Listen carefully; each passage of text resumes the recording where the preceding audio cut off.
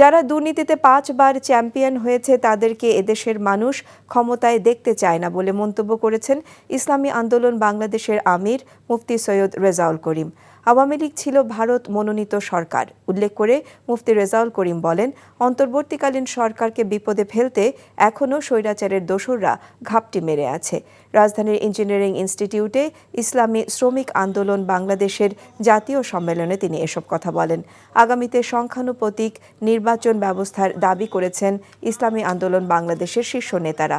তিনি বলেন, আগামী জাতীয় সংসদ নির্বাচন হতে হবে সমতার ভিত্তিতে।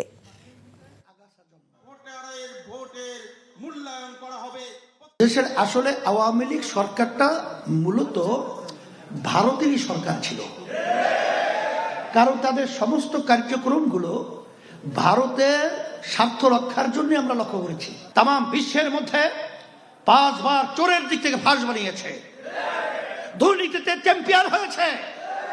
আর এই দুর্নীতিবাজদেরকে আবার ক্ষমতার মস্তদে বসিয়ে আমরা তামাশা দেখব, এটা বাংলাদেশের জনগণ সহ্য করবে না।